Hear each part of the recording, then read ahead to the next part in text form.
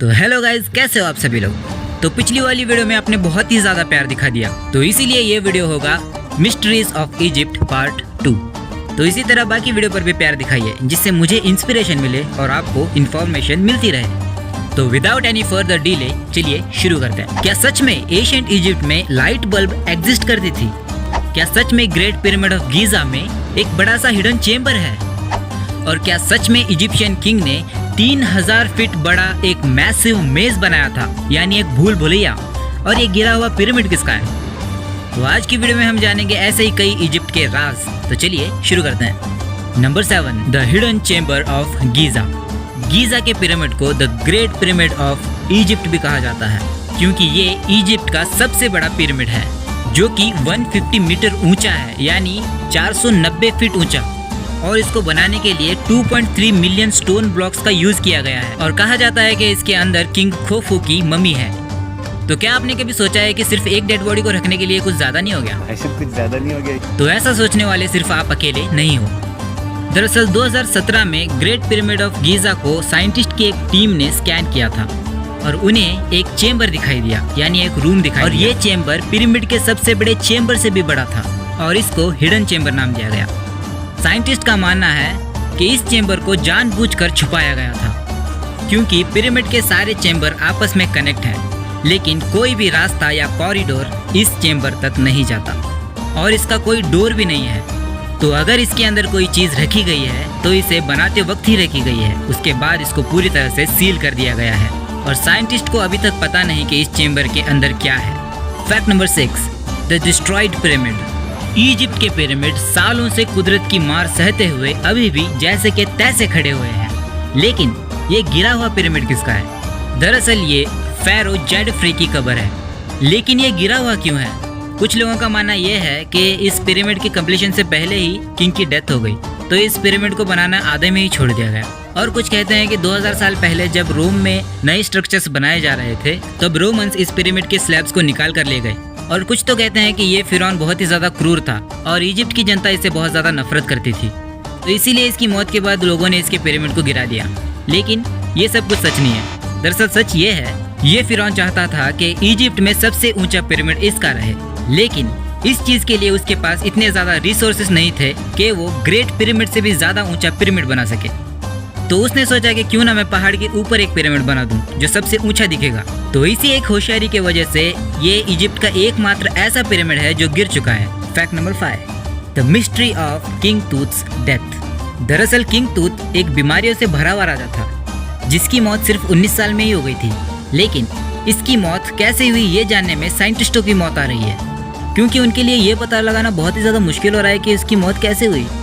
इतनी सारी बीमारियों में किस बीमारी ने इसको मार दिया, या फिर इसका मर्डर हुआ था, या इसकी मौत नेचुरल थी? तो आइए जानते हैं। जब किंग तूत की मम्मी को निकाला गया और उसके ऊपर रिसर्च की गई, तब देखा गया कि उसके पैर टेढ़े थे। तो आइए इसके टेढ़े पैरों की हिस्ट्री जानते हैं। दरअसल हिस्टोरियंस का कहना है कि इसके मॉम डैड आपस में भाई बहन थे। जी हाँ, इजिप्ट में पहले भाई बहन की शादी हुआ करती, तो इसी वजह से किंग तूत जेनेटिकली डिसेबल था। उसके बाद देखा गया कि किंग तूत की जो मम्मी है उसके खोपड़ी में छेद है। तो साइंटिस्टों ने यह दावा किया कि किसी ने उसके सर में चाकू मार के उसका मर्डर किया है। क्या ये सच है? जी नहीं, क्योंकि कुछ साइंटिस्ट ये दावा करते हैं कि जब किंग तूत की मम्मी को एक जगह से दूसरी जगह ले जाया जा रहा था, तब धक्का मुक्की में ये छेद हुआ है।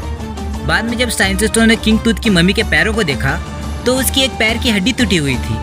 तो इस चीज़ से फिर से ये दावा किया गया कि उसकी मौत एक मर्डर या फिर एक नेचुरल डेथ नहीं, बल्कि ये एक एक्सीडेंट था।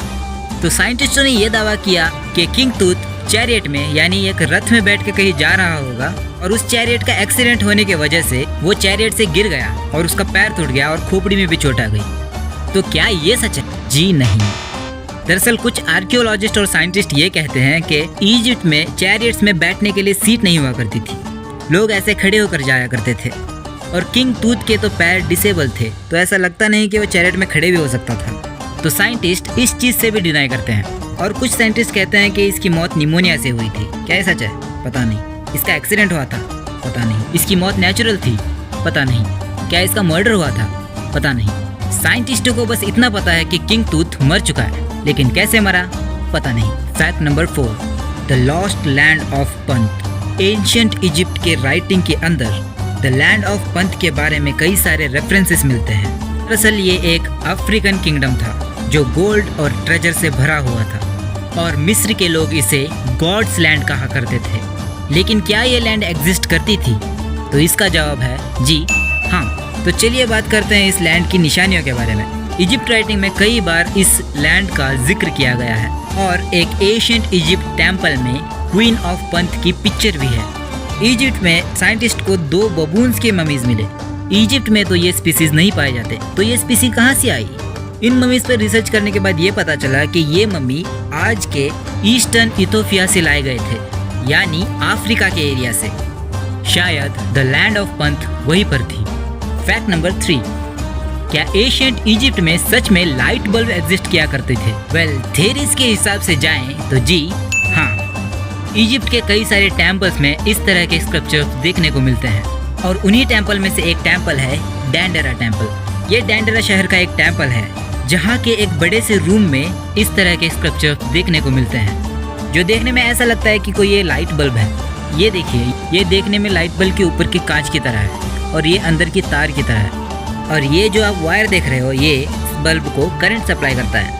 ये वायर जाकर एक बॉक्स में कनेक्ट हो रही है जहाँ से इलेक्ट्रिसिटी आएगी। वेल, ये सब सुनकर आपको ऐसा लग रहा होगा कि कोई हिस्ट्री चैनल पर बैठकर फोकट का मनगढ़ंत ज्ञान दे रहा है। तो चलिए फैक्ट्स की बात करते हैं। वेल, ये स्ट्रक्चर जो इजिप्ट के दीवारों पर देखा गया है, ये 19th सेंचुरी में बने हुए क्रॉक्स ट्यूब की तरह दिखाई देता है जो कि एक लाइट बल्ब था। फैक्ट नंबर 2, कहा जाता है कि मिस्र के सारे राजा क्रूर थे। क्या ये सच है? जी नहीं। हाँ, मिस्र के कुछ राजा क्रूर थे लेकिन सारे नहीं थे। मिस्र के क्रूर राजा के बारे में एक किस्सा बताता हूँ आपको। एक बार क्या हुआ कि मिस्र के राजा के महल के अंदर बहुत सारी मक्खियाँ घुस गई। तो उस राजा ने मक्खियों से छुटकारा पाने के लिए क्या किया होगा? पेस्टिसाइड छिड़का होगा या फिर अपने आर्मी के हाथ में मक्खी मारने का वेपन देकर मक्खियों को बाहर फेंका होगा? जी नहीं, बल्कि उसने क्या किया पता है? राजा के आसपास जो उसके सेवक थे उनके शरीर पर पूरी तरह से शहद लगा दिया। मतलब सर के बाल से लेकर पैरों तक पूरा शहद में डुबो दिया उनको, ताकि कोई भी मक्खी उसे परेशान ना करे। बदले में उसके सेवकों के ऊपर जाके बैठ सकते हैं। तो आपने यहाँ तक अगर मेरा वीडियो देख लिया है तो इसका मतलब है कि आपको मेरा वीडियो अच्छा लग रहा है। अच्छा लग रहा है तो एक लाइक तो कर ही सकते हो ना, तो कर दो।